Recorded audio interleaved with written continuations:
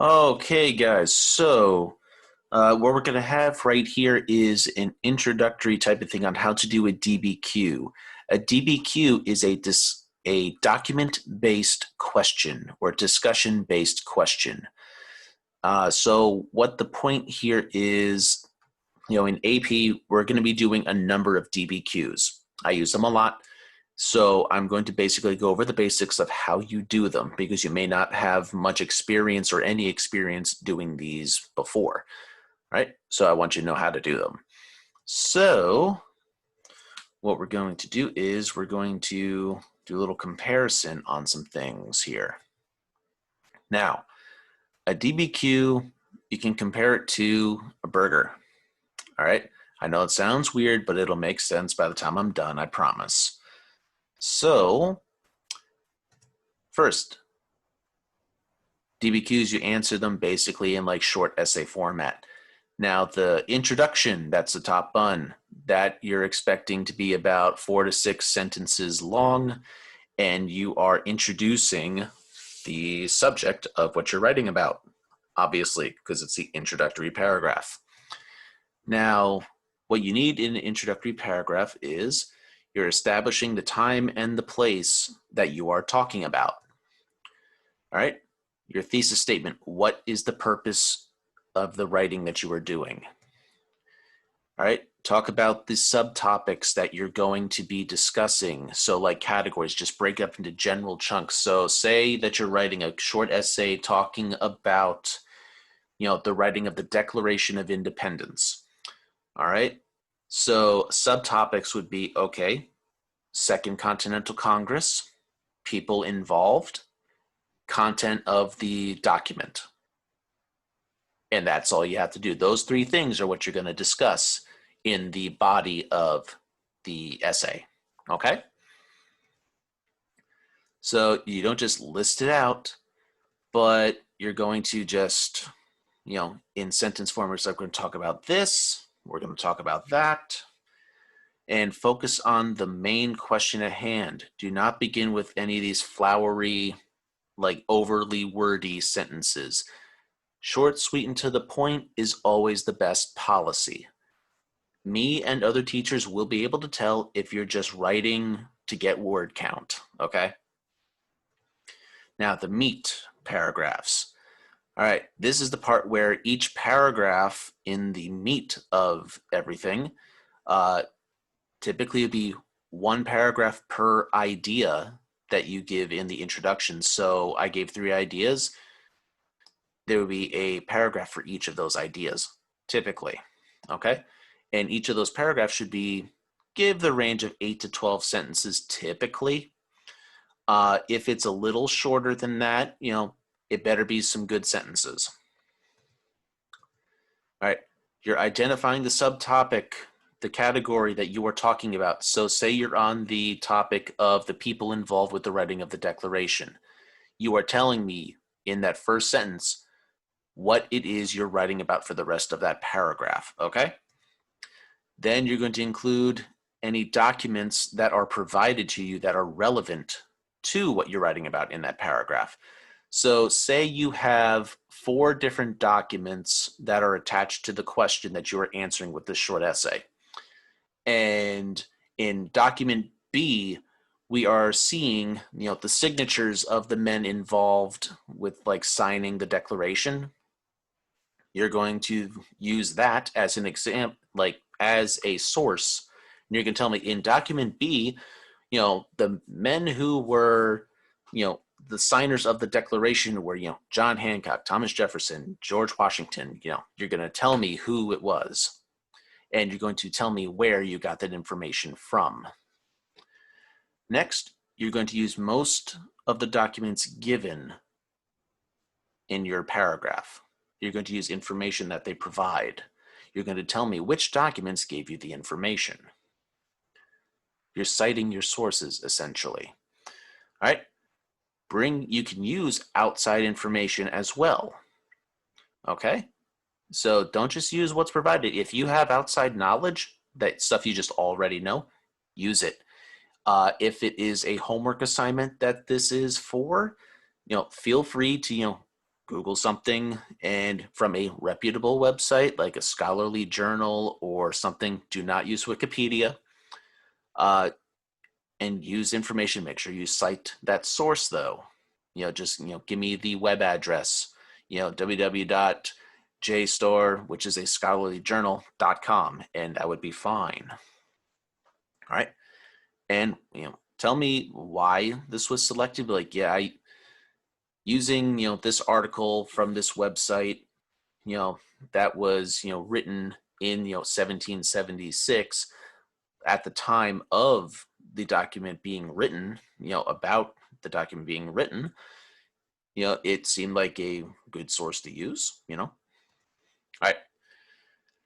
Some questions you need to ask yourself about the documents that are provided to you, right?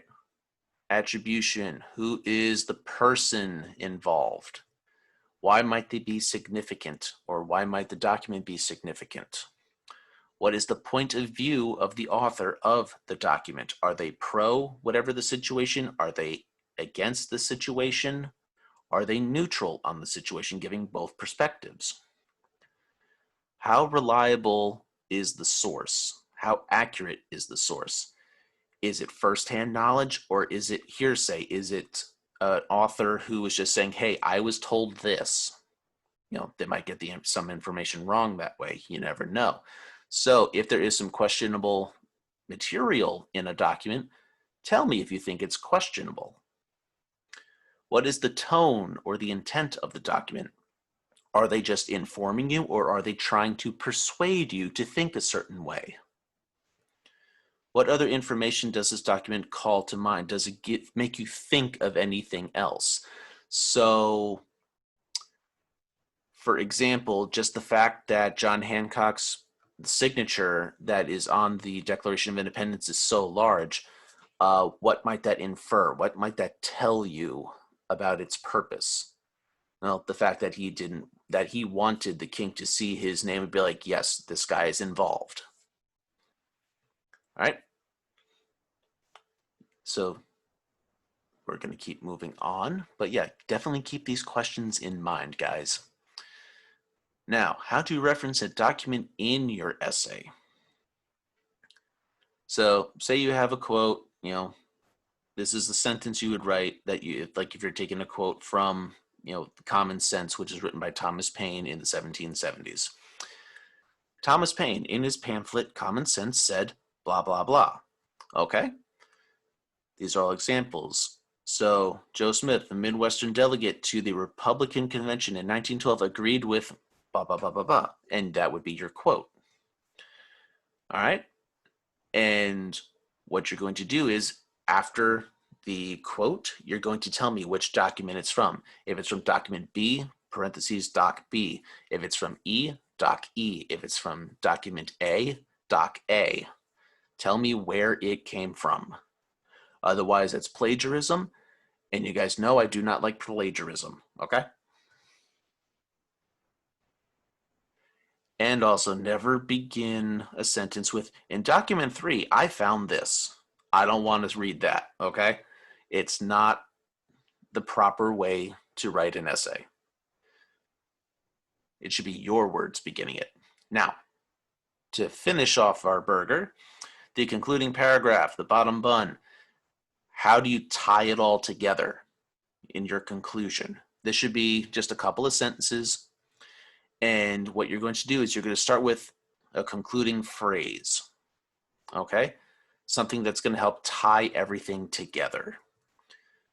Restate your thesis, but a little bit differently and make it more like, your thesis is going to be like, over the course of this essay, I intend to prove this. And it's using this information on these topics. So in your restating of the thesis, be like, over the course of this essay, we have seen that this and this and this directly correlate to the results of the writing of the Declaration of Independence and beginning the revolution officially and giving birth to the United States of America.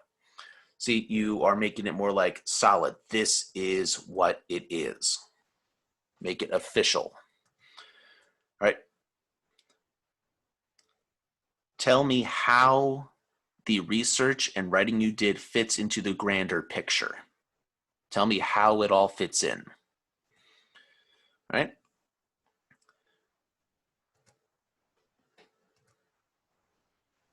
Tell me, was it the end of something, the beginning of something? All right? Do not end on the note that this is the reason we were where we are today. A general statement like that, I know that's just a load that you're saying just to get the assignment done with, okay? Put some thought into those closing statements, all right? You put it all together, and there we go. You have a good essay. And a good essay means a good grade. All right. So just to have everything in an outline real quick, you're going to have an introductory paragraph in full, but be sure to include your thesis statement. Have your subtopics. Now, subtopic 1, your body paragraphs.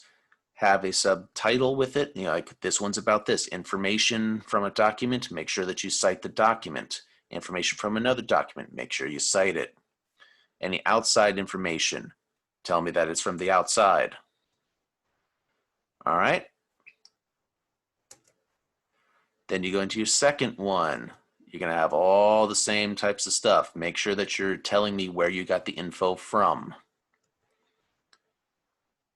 Typically, you want 3 body paragraphs. So try to have at least 3, minimum of 3 subtopics to provide the evidence that supports the thesis statement that you are making in your introduction. All right, and after that, then you're going to have your conclusion paragraph that's basically restating your thesis and saying how you were able to accomplish the goal that you had set for this essay, like that, proving that what you thought was correct. All right. You guys can do this. I know you can. You're all smart. I believe in you. If you have any trouble, of course, reach out to me and get in contact with me, and I will help talk you through anything that you're not fully understanding. All right, that's going to do it for this video, and enjoy yourselves, guys.